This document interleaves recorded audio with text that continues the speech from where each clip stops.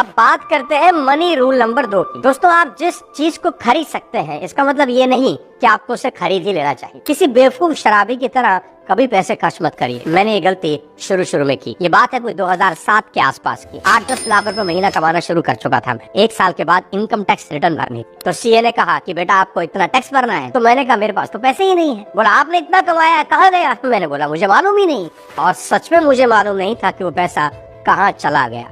अराब शराब खर्च करता रहा मैं। मेरे सीए ने कहा आपने 3 गुना ज्यादा कमाया है और आपके पास पैसा नहीं है, अब तुम्हें और कमाना होगा ताकि टैक्स भर सको। और फिर मेरे सीए ने मेरी आंखों में झांकते हुए कहा बेटा होश में आ जाओ। मैंने तुम्हारे जैसे कितने फन्ने खाओ को फना होते हुए देखा है। तुम अपनी ही मेहनत की कमाई किसी बेवकूफ की तरह खर्च कर रहे हो और तुम्हें ही नहीं पता तुम्हारा पैसा कहाँ है। अगर ऐसे ही चलता रहा तो बेटे अपनी कब्र खुद खोद लोगे एक दिन। मेरे सीए ने उस दिन मुझे एक छोटी सी सलाह दी। उसने कहा कि एक छोटा नोटपैड जिम में रखो और अगले 30 दिन तक होने वाले एक एक खर्च को लिखो। और मैंने ऐसा ही किया।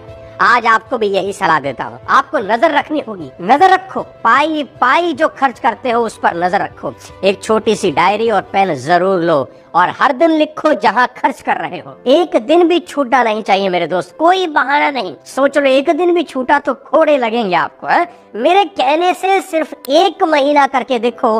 1 महीने के बाद तुम्हारे पास तुम्हारी लाइफ का एक फाइनेंशियल एक्सरे होगा जिसे आप अपनी प्रायोरिटी के हिसाब से सुधार सकते हैं। असल में जब कोई चीज सामने ही ना हो तो हमें पता ही नहीं चलता कि हम कर क्या रहे हैं। एक छोटी सी डायरी और एक छोटा सा पेन आपकी सोई किस्मत बदल सकता है। और मैं बहुत बड़े लोगों को पर्सनली जानता हूँ जो हर महीने अपना फाइनेंशियल एनालिसिस करते हैं। हालांकि ये बहुत आसान है, एक डायरी एक पेन कोई भी खरीद सकता है, शायद इसीलिए करना बहुत मुश्किल है। आसान चीजों को करना हमेशा मुश्किल होता है, लेकिन आप किसी भी तरीके से इसको कर लीजिए। और हाँ, एक सबसे जरूरी सलाह जो कि आज के समय का सबसे जरूरी मनी मैनेजमेंट लेसन है और वो है हेल्थ में इन्वेस्ट करना। जी हाँ, मिडिल क्लास फैमिली के इंसान को गरीबी में धकेलने के लिए सिर्फ एक बीमारी ही काफी होती है। आप एक बार हॉस्पिटल में एडमिट हुए और सालों की सेविंग साफ। तो